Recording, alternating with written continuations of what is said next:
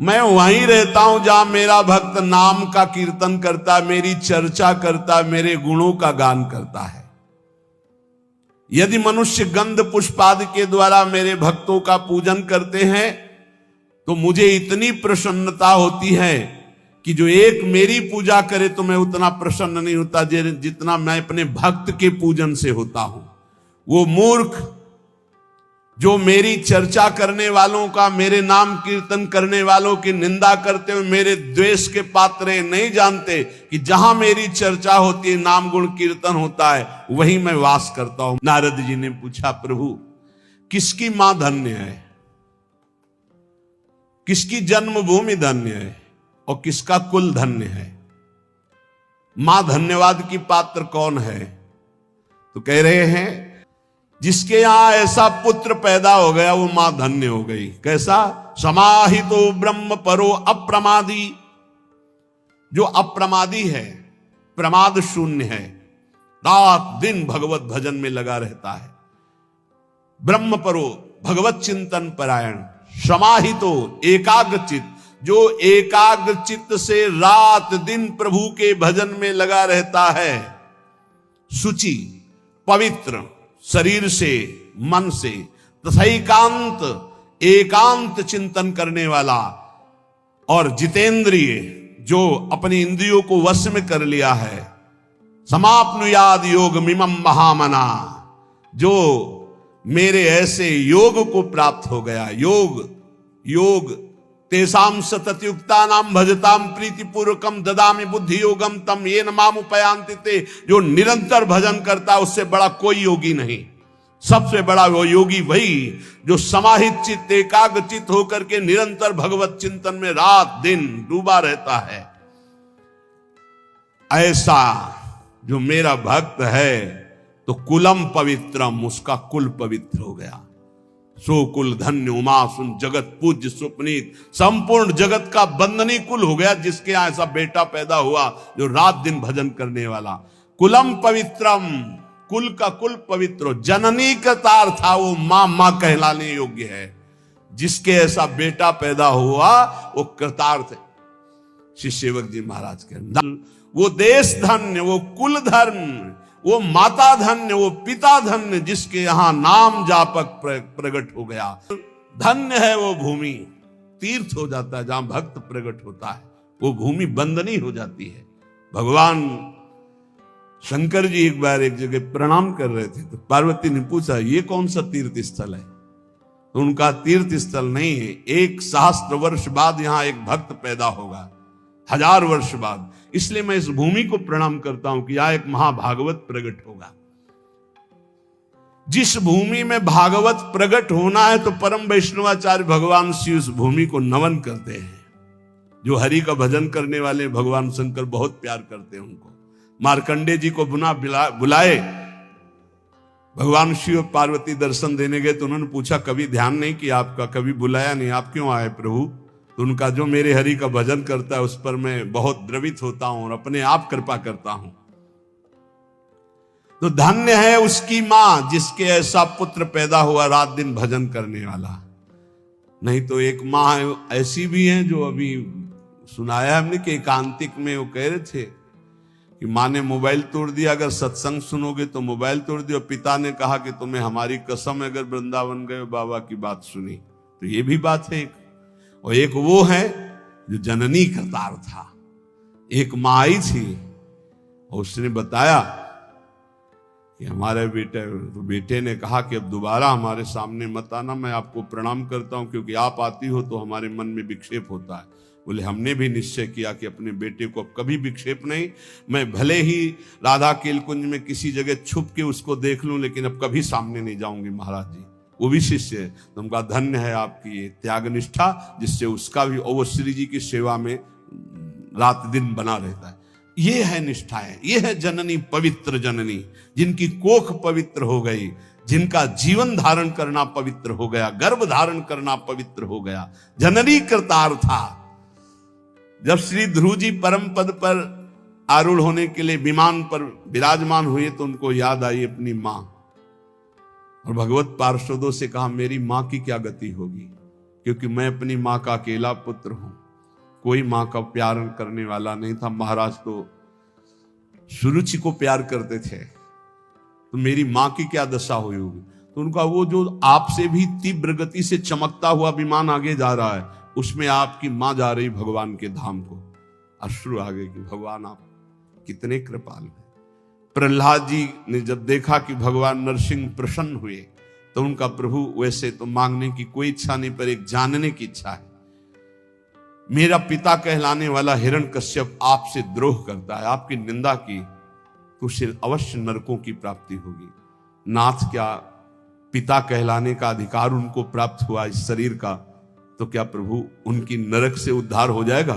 तो उनका तुम्हारे जैसा पुत्र जिसका हो 21 पीढ़ियां परम पद पे चली जाती। हिरण्यकश्यप तो मेरा पार्षद है, मेरी केवल लीला के लिए वो ऐसा कर रहा है, वो तो परम पद का अधिकारी था, है और रहेगा। अरे तेरे जैसा भक्त पैदा हो जाए तो 21 पीढ़ियां उस कुल की उद्धार हो जाती है। जननी करतार था। अब वैष्णव किसे कहते हैं, कैसे आचरण हो जिन्हें वैष्णव कहा जाता है, बहुत सुंदर देवर्षि नारद जी परम वैष्णवाचार्य हैं, वो वर्णन करते हैं।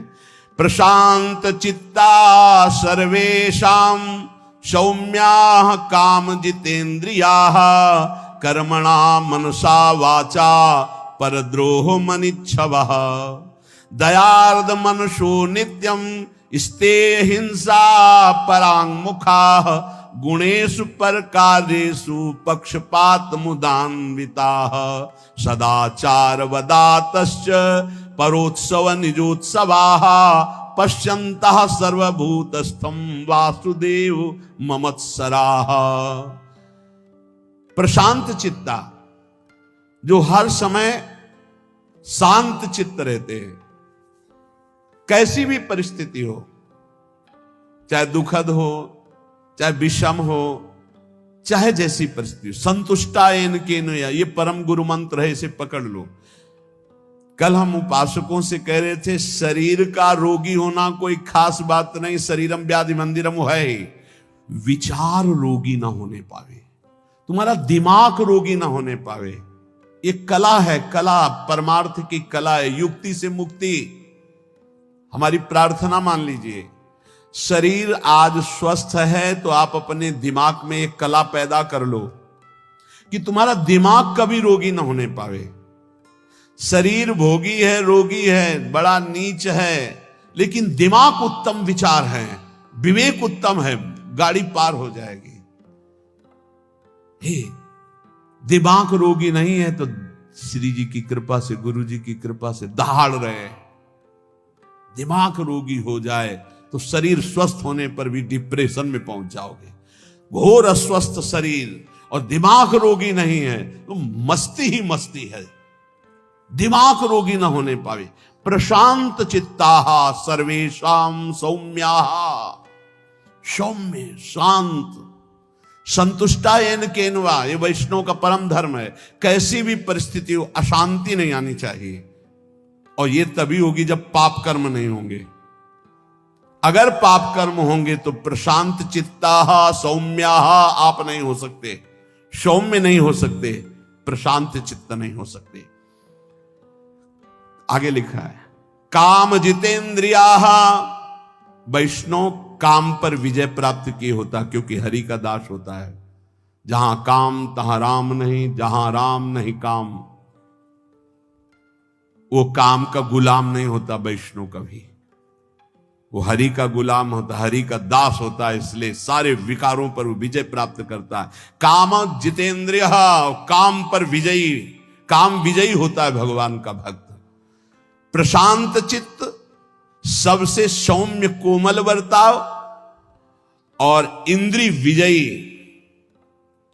कर्मणा मनसा वाचा परद्रोह मनिच्छवः, शरीर से, मन से, वाणी से कभी किसी से दुश्मनी स्थापित नहीं करता वैष्णव।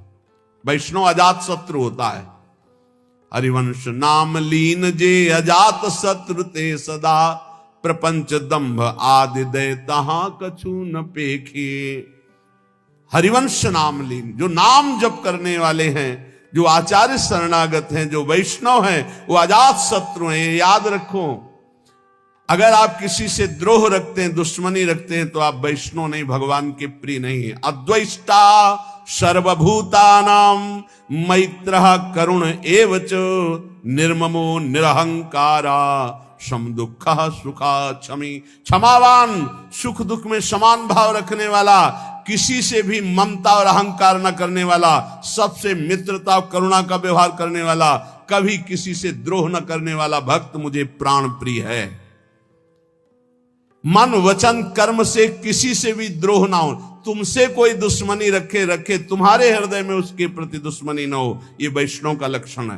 काम विजयी, प्रशांत चित्त और सौम्य सरल स्वभाव, मन वाणी कर्म के द्वारा किसी को भी दुख न देना, द्रोह न करना। दयार्द मनुष्यो नित्यम, जिसका चित्त भगवत भजन से द्रवीभूत है, सब पर करुणा करने के लिए उतावला रहता है। वैष्णव का हृदय कैसा रहता है? सब पर करुणा करने के, क्या करूं कि इनको सुख पहुंच जाए, क्या दे दूं, कैसे इनको प्रसन्न कर लूं, कैसे इनका हृदय आह्लादित हो जाए, ये वैष्णव का हृदय होता है। दयार्द मनुष्यो नित्यम, क्यों?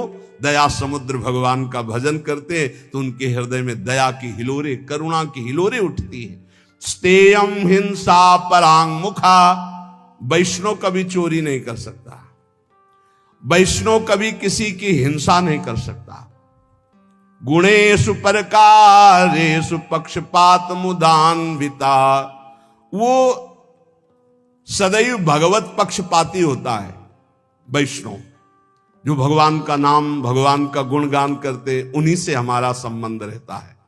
और जो भगवत विमुख हैं, जो भगवान की निंदा करते हैं, तो जाके प्रिय ना राम वैदेही, तजिए ताहि कोटि बैरी सम, कोटि बैरी सम, तजिए ताहि कोटि बैरी सम, यद्यपि परम स्नेही, जाके प्रिय न राम वैदेही। बोले पक्षपात मुदान्विता, भक्त का हृदय पक्षपाती होता है।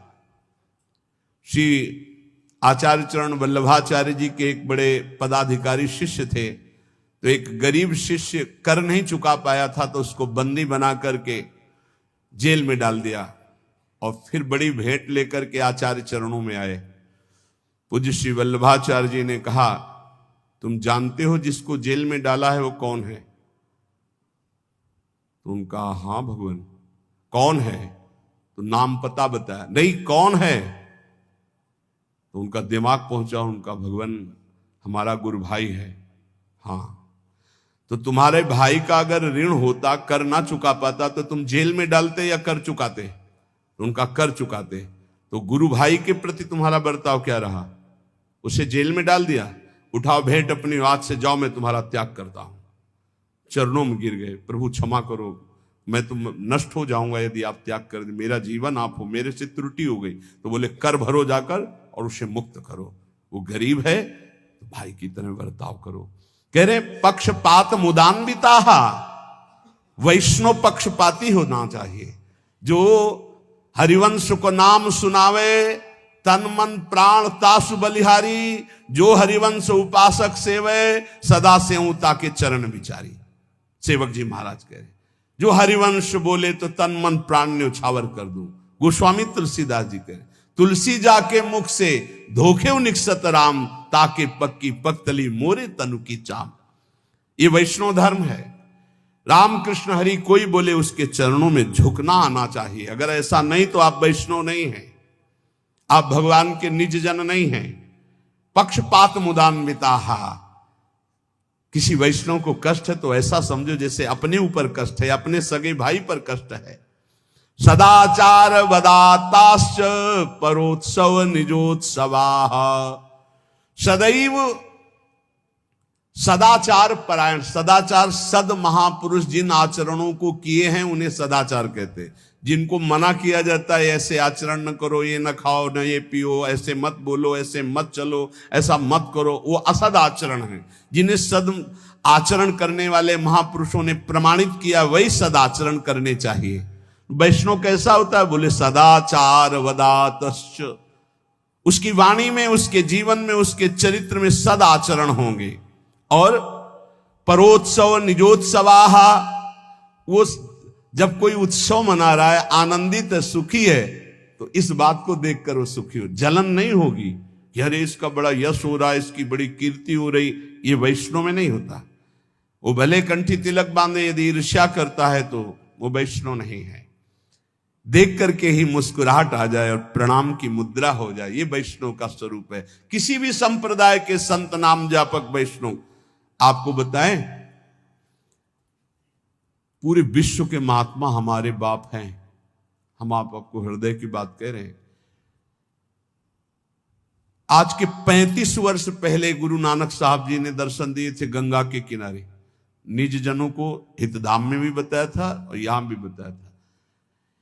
एक ऐसे पट्टी पड़ी हुई थी जो शब्द लिखे थे, मुझे पंजाबी आती रही, पंजाबी अक्षरों में लिखे हुए थे, और गंगा के किनारे रेती में बैठे हुए थे। तो देखा ऐसे नानक साहब विराजमान है,